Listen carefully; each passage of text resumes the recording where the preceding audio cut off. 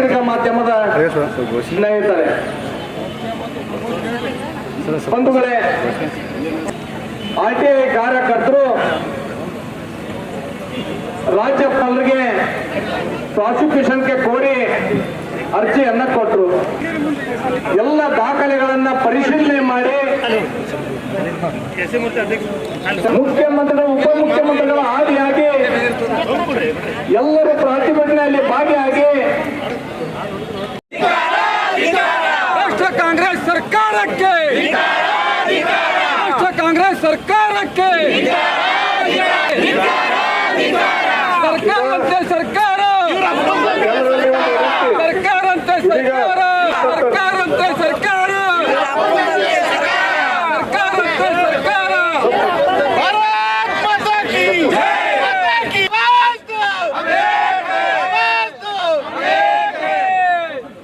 ಈಗ ನಮ್ಮ ಅಧ್ಯಕ್ಷರು ಹೇಳಿದ ಸುಮಾರು ಈ ಸರ್ಕಾರ ಬಂದ ಮೇಲೆ ಸುಮಾರು ಒಂದು 2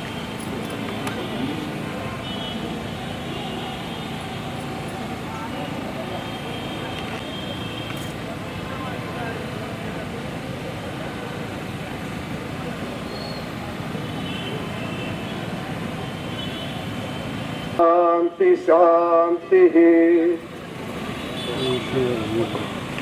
ಜಿಲ್ಲಾಧಿಕಾರಿ ಇಲ್ಲೇ ಬರ್ತಾರೆ, ಮಡಿ ಇಲ್ಲೇ ಕೊಡ್ತೇವೆ.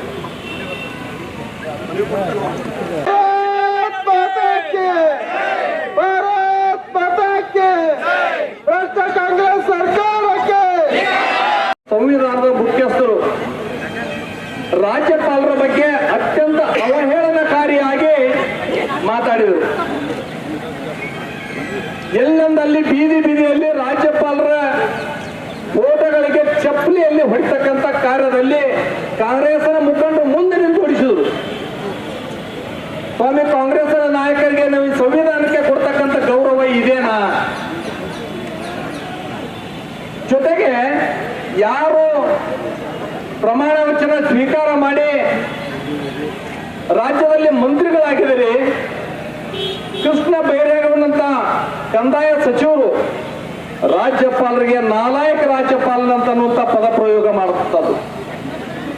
ಜಮೀರ್ ಅಹಮದ್ ಖಾನ್ ಭಾಷಣ ಮಾಡ್ತಕ್ಕಂಥ ಸಂದರ್ಭದಲ್ಲಿ ರಾಜ್ಯದಲ್ಲಿ ಅಶಾಂತಿ ಸೃಷ್ಟಿ ಆಗ್ತದ, ಅಲ್ಲೋಲ ಕಲ್ಲೋಲ ಆಗ್ತದ ರಾಜ್ಯದಲ್ಲಿ ಅನ್ನುವಂಥ ಮಾತನ್ನ ಹೇಳ್ತಾರೆ.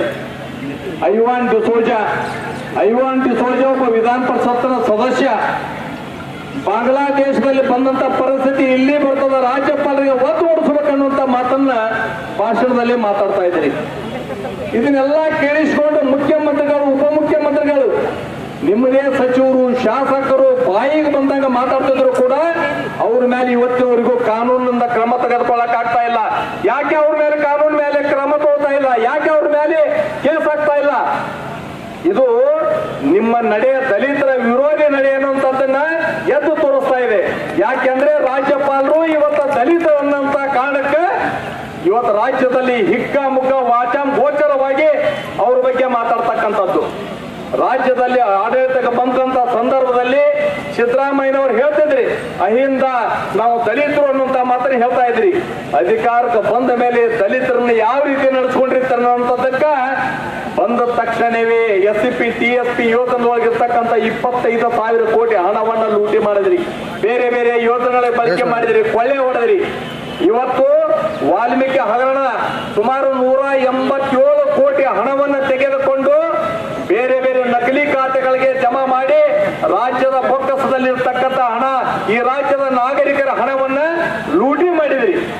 ಇವತ್ತು ಮೂಡಾದಲ್ಲಿ ನಡೆದಿರ್ತಕ್ಕಂಥದ್ದು ಬಹಳ ದೊಡ್ಡ ಹಗರಣ. ಕೇವಲ ಮುಖ್ಯಮಂತ್ರಿಗಳು ಮಾತ್ರ ಅಲ್ಲ, ಮುಖ್ಯಮಂತ್ರಿಗಳು ನೀವು ಅದಿರಿ, ಜೊತೆಗೆ ಸುಮಾರು 4,000-5,000 ಕೋಟಿವರೆಗೆ ಮೂಡಾದಲ್ಲಿ ಹಗರಣ ಆಗಿದೆ. ಇವತ್ತು ಸರ್ಕಾರದ ಆಸ್ತಿಯನ್ನ ಬೇಕಾಬಿಟ್ಟಿಯಾಗಿ ಒಬ್ಬೊಬ್ಬ ವ್ಯಕ್ತಿಗಳಿಗೆ 70-80 ಸೈಟ್ಗಳನ್ನು ಹಂಚಿಕೆ ಮಾಡತಕ್ಕಂಥ